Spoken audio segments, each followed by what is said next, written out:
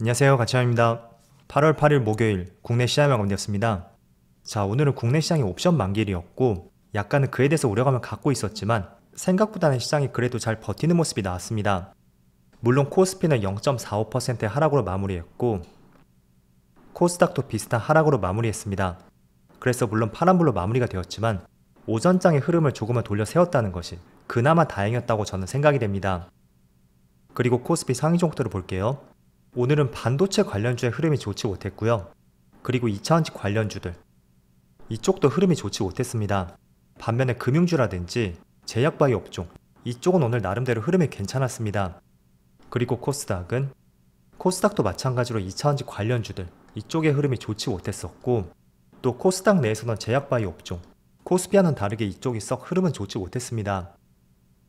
그리고 코스피의 수급을 살펴보면 이틀 동안의 외국인의 순매도 규모가 조금은 줄었다면 오늘은 다시 한번 외국인의 5천억이 넘는 많은 순매도가 나왔고요.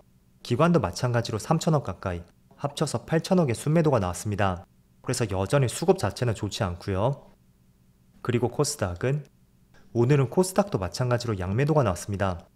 지난주에 폭락장에서 외국인의 순매수가 들어왔었다면 어제부터는 다시 순매도가 계속 이어지고 있네요. 그리고 삼성전자 마찬가지로 기관과 외국인의 양매도가 나왔고 합쳐서 5천억이 조금 넘었거든요. 오늘도 많은 순매도가 나왔었죠. 또 하이닉스도 마찬가지로 기관과 외국인의 순매도가 나왔습니다. 하지만 삼성전자보다는 많지 않고요. 반면에 최근에 좋은 흐름이 나오고 있는 삼성바이오로직스 오늘은 모처럼 외국인의 순매도가 나왔고요. 하지만 규모는 20억 정도밖에 되지 않고요. 이거는 많은 규모라고는 볼 수는 없는 것 같습니다.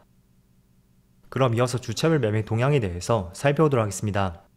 8월 8일 외국인이 가장 많이 매수한 종목은 포스코홀딩스, 현대차, 하나에어로스페이스, 신한지주, 한국항공우주 이렇게 순서대로 매수했지만 금액 자체는 그렇게 많지 않은 것 같아요. 그리고 기관은 선불 인버스에 많이 베팅을 했고 그 외에는 CS윈드, 시프트업, 셀트리온, 하이브, 한국조선해양 마찬가지로 기관도 규모 자체는 그렇게 많지 않았습니다.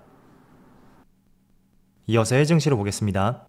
마찬가지로 미국 증시도 이틀 동안 반등이 나왔지만 어제만큼은 또다시 좋지 않은 흐름이 나왔습니다. 나스닥이 1% 급락이 나왔고요. 그리고 S&P 500도 마찬가지로 0.7% 하락이 나왔습니다. 또 다우지수도 마찬가지였고요. 그리고 반도체는 무려 3%의 폭락이 나왔어요. 그래서 오늘도 국내 시장의 반도체 관련주를 중심으로 해서 다시 한번 시장이 좋지 않은 흐름이 나오고 있고 지금 보시는 것처럼 미국 시장도 마찬가지인 것 같습니다. 비록 이틀 동안의 급락이 나왔었고 또 다시 한번 이틀 동안의 상승이 나왔죠. 하지만 여기 파란색 5일선 근처에서 다시 한번 낙폭이 나왔습니다. 반도체뿐만 아니라 나스닥이라든지 S&P 500 모두 마찬가지였고요.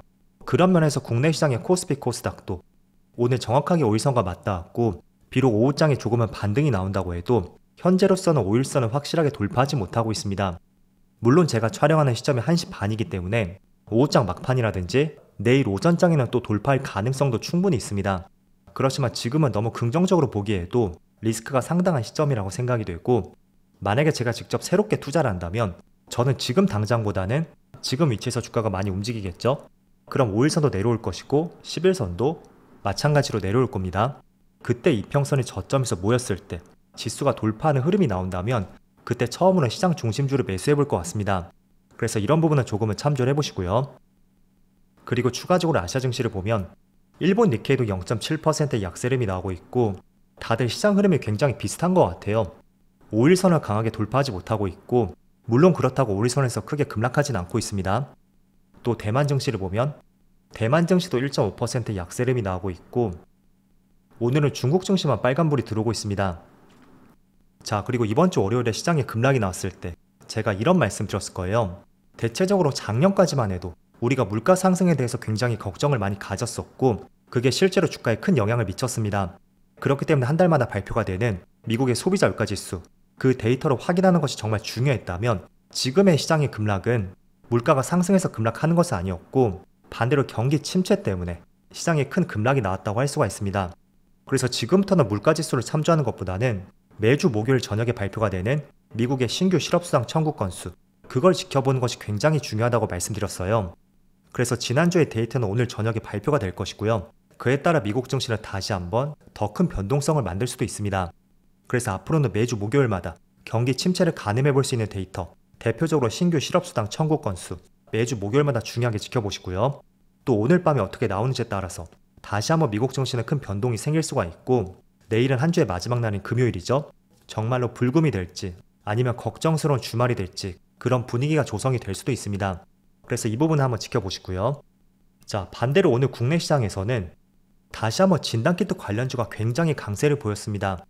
사실 진단키트 관련주는 지난주부터 조금씩 움직임이 나왔었고, 이번 주 내내 굉장히 시장의 주도 업종으로 떠오르고 있습니다. 물론 저는 지금 위치에서는 비교적 많은 상승이 나온 만큼 투자하기는 다소 부담스러운 위치라고 생각이 됩니다. 하지만 지금의 시장 흐름을 보면 마치 지난 2020년 3월처럼 그때의 시장 흐름과 굉장히 비슷한 것 같습니다. 코스피 코스닥을 비롯해서 국내 대표 종목들, 반도체, 2차전지, 자동차 모든 업종들이 급락이 나오고 있다면, 반대로 제약바이오 업종이라든지 진단키트 관련주들, 이쪽은 또 크게 급등이 나오고 있습니다. 그래서 지금은 20년 3월처럼 굉장히 시장의 흐름이 비슷한 것 같고, 또 우리가 한번 주목해 볼 수 있는 이슈가 있다면 지금 시장의 급락을 크게 세 가지 이유로 보고 있잖아요. 첫 번째가 경기 침체 이슈였고, 또 두 번째는 일본의 금리 인상, 그리고 세 번째는 바로 중동 전쟁 이슈였습니다. 자, 그런데 지난번에 이란 측에서 보복을 하겠다는 발표가 있었고, 그걸 추측했을 때는 5일 내지는 6일쯤에 보복이 있을 것이라는 전망들이 있었습니다. 그런데 생각보다 조용했었고, 지금 전망을 다시 하는 것은 국내 시간으로 다음 주 초 12일에서 13일 사이에 일어날 것이라고 새로운 전망이 나왔습니다. 이때가 유대교 명절이라고 해요. 때문에 굉장히 가능성이 있다고 판단이 되고, 실제로 이란의 대통령이 취임하는 그날 폭격이 있었고, 이란 입장에서 봤을 때는 굉장히 중요한 행사날에 어떤 일이 발생이 되었잖아요. 그래서 반대 입장에서 본다면 이스라엘의 최대 행사가 될 수 있는 특정한 날을 기다릴 수가 있고, 그게 다음 주 월요일부터 유대교 명절이 공격을 받을 가능성이 있다는 것이 지금의 전망이라고 할 수가 있습니다. 그래서 지금은 단지 시장을 긍정적으로 볼 수 있는 것은 이번 주 월요일에 시장에 큰 급락이 나왔다. 그리고 그 급락 자체는 역대급 급락이었고, 또 과거 급락장과 비교했을 때는 정말로 깊은 경기 침체를 우려할 수 있는 사건들이 눈에 보이지 않는다는 거죠. 그래서 단지 그런 점들을 긍정적으로 볼 수가 있지만 그 외적인 변수들이 굉장히 많은 시점인 것 같습니다. 실제로 오늘 밤에 실업수당 청구 건수가 적게 나와서 내일 시장이 5일선을 돌파한다고 해도, 또 다음 주 초에 이란의 보복 공격이 발생이 된다면 그 또한 시장 흐름이 어떻게 바뀔지는 아무도 모릅니다. 그래서 지금은 여러가지 불확실성이 상존하는 시점인 만큼 조금 더 이런 이슈들이 안정을 찾을 때 그때를 기다려보는 것이 훨씬 나은 시점이라고 말씀드리겠고, 지금은 굉장히 지켜볼 것이 많은 시점인 것 같습니다. 그래서 오늘 밤에 미국의 실업수당 청구 건수 첫 번째로 한번 지켜보시고요. 또 다음 주 초에 실제로 이란의 공격이 일어나는지, 그에 따라 중동을 바라보는 시각은 또 어떻게 바뀔 수가 있는지, 이런 부분도 계속 지켜보시면 좋을 것 같습니다. 그리고 또 한 가지가 있죠. 이번 주 들어 새롭게 변수로 떠오르고 있는 코로나 환자 수 증가, 이것도 새로운 변수라고 저는 생각이 되거든요. 그래서 지금처럼 변수가 많을 때 내 자산을 위험한 상황에 몰아넣지 않으셨으면 좋겠습니다. 자, 그래서 오늘 시장도 그렇게 썩 좋진 않지만, 반대로 제약바이오 업종, 이쪽은 오늘 큰 상승은 아니더라도 고점에서 큰 변동 없이 굉장히 잘 버티는 흐름이 나오고 있습니다. 어제 말씀드린 삼성바이오로직스라든지 또 셀트리온도 마찬가지로 이 종목은 비록 1.5% 하락이 나오고 있지만 충분히 직전 급락장이 있죠. 그 급락의 폭을 모두 만회했다고 볼 수가 있습니다. 그리고 리가켄 바이오도 오늘 소폭의 빨간불이 들어오고 있고, 마찬가지로 알테오젠도 오늘 3.7%의 반등과 함께 모든 종목들이 직전 급락장이 있죠. 그때의 고점을 다 뛰어넘고 있습니다. 그래서 지금처럼 변수가 많은 시점에서는 그 변수들이 모두 없어지지 않는다면 최소한 지금 시장을 주도하는 업종들 있죠.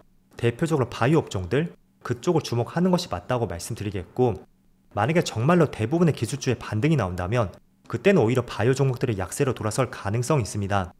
그래서 최소한 기술주가 주도하는 시장 흐름이 나오지 않는다면 그 전까지는 바이오 업종에 대해서는 조금 더 긍정적으로 보는 것을 말씀드리겠고, 또 새롭게 나온 변수가 있잖아요. 바로 코로나 변수. 그것도 바이오 업종들의 주가를 밀어 올릴 수 있는 충분한 모멘텀이 될 수도 있다고 생각이 됩니다. 그래서 이런 부분들 참조해보시면 좋을 것 같습니다. 자, 어쨌든 지금 시장에 변수가 많은 시점이라고 해도 또 시장이라는 것이 언제 또 바뀔지도 모르는 거거든요. 그래서 빨리 이런 변수들이 조금은 안정을 잡고 다시 시장이 정상 궤도로 돌아설 수 있기를 진심으로 기원해 보겠습니다. 그럼 늦은 시간까지 오늘도 고생 많으셨고요. 저는 내일 영상에서 다시 찾아뵙도록 하겠습니다. 모두 즐거운 저녁 되세요. 감사합니다.